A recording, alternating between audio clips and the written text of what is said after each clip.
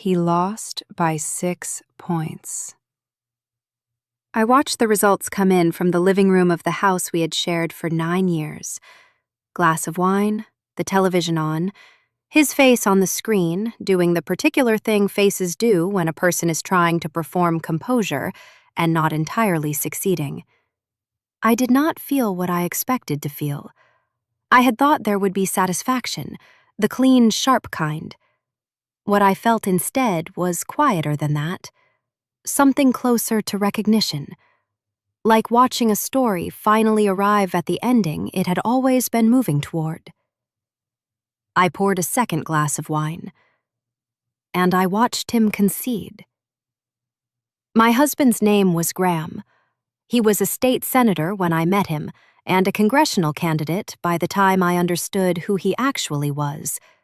And by then, I had already given 9 years to the project of making him look like someone worth voting for. I want to be honest about what that project actually involved. It was not glamorous. People see the photographs, the events, the handshakes, the podiums, and they imagine something polished and intentional. What it actually was, most days, was exhausting and invisible. I researched his policy positions so he could speak fluently about things he hadn't read. I managed his public image during 2 separate controversies that would have ended his career if they had been handled differently.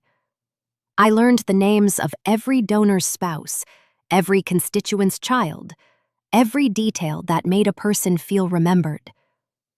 I did all of that because I believed in what he said he was building, and because I loved him.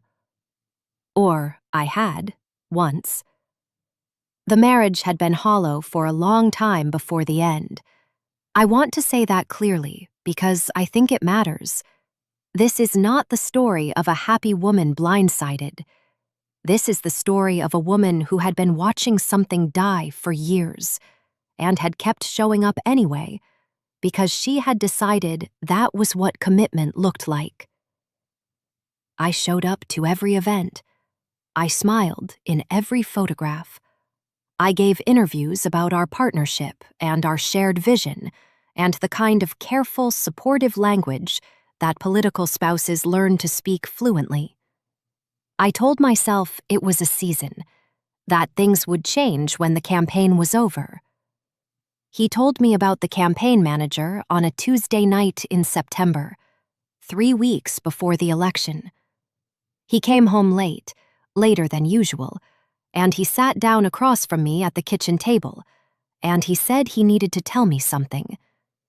He said her name was Claire. He said it had been going on for 7 months. And then he said, and I want you to hear this exactly. He said, I assumed you already knew.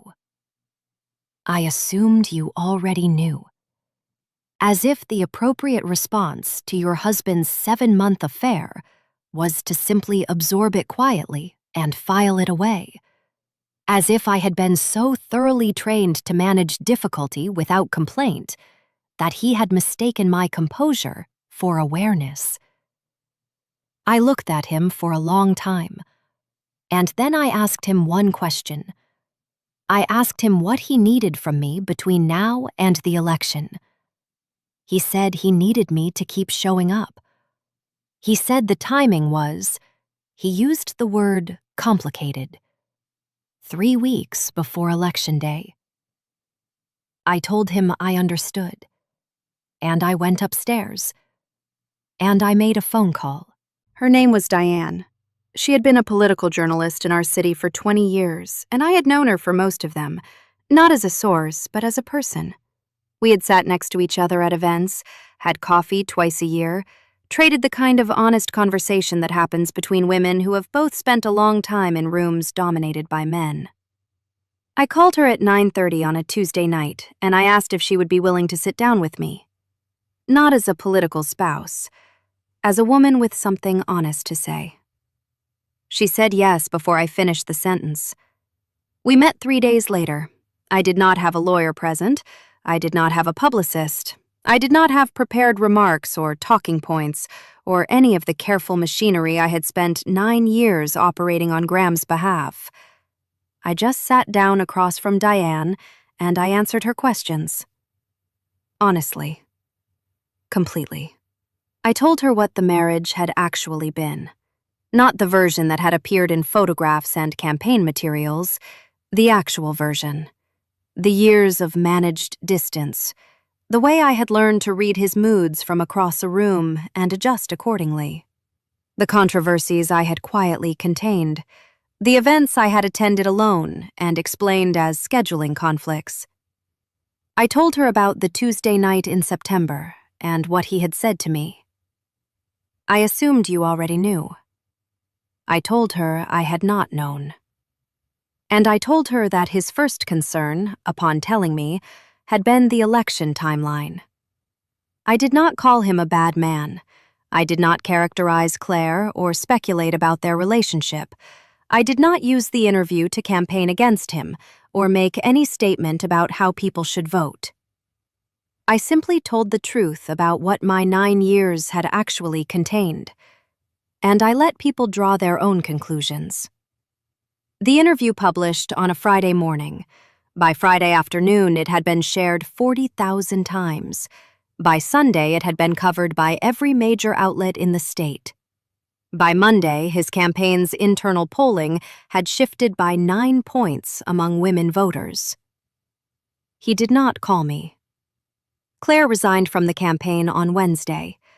I stayed in the house, and I went about my days, and I did not give another interview or make another statement or say a single word publicly about any of it.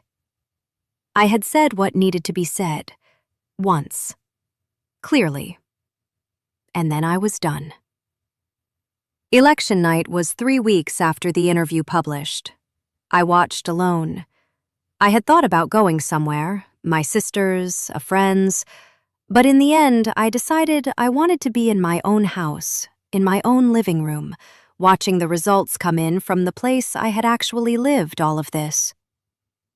He lost by 6 points. The margin among women voters was 11. I poured a second glass of wine and I watched him concede. His concession speech was 12 minutes long. He thanked his supporters. He thanked his staff. He talked about the future of the issues he had championed and the work that remained to be done. He did not mention me. Not once. Not a thank you, not an acknowledgement, not a single word about the 9 years I had spent making him look like someone people should trust. I noted that. And then I turned off the television. The divorce was straightforward in the way that divorces are straightforward when one person has nothing left to negotiate from and the other person simply wants it to be over. I kept the house. I kept what was mine. I did not ask for more than I was owed, and I did not accept less. My attorney said I was the most composed client she had ever worked with. I told her I had had a lot of practice.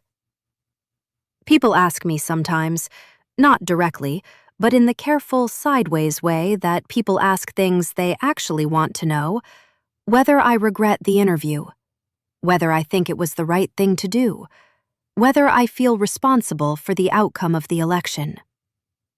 Here is what I tell them. I spent 9 years carefully managing the truth about my life so that it would not inconvenience Graham's ambitions. I learned to speak around things, to smooth things over, to present a version of our marriage that served his narrative rather than mine. The interview was the first time in 9 years that I simply told the truth, without strategy, without calculation, without considering what it would cost him.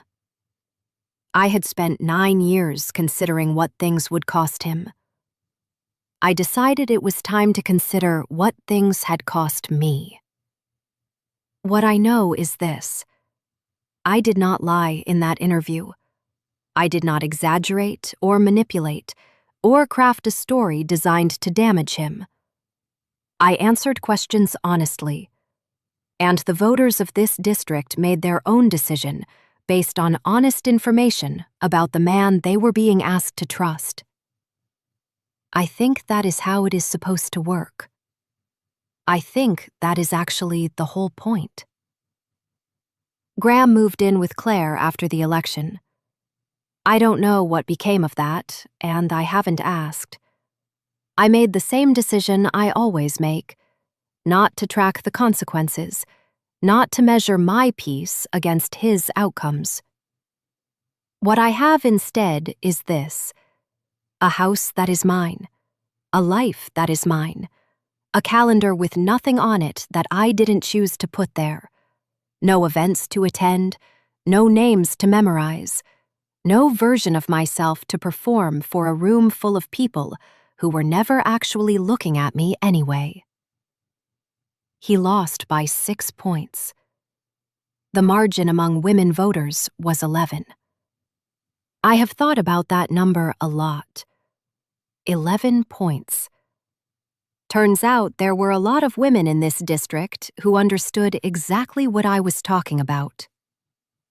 I didn't have to say another word. They already knew.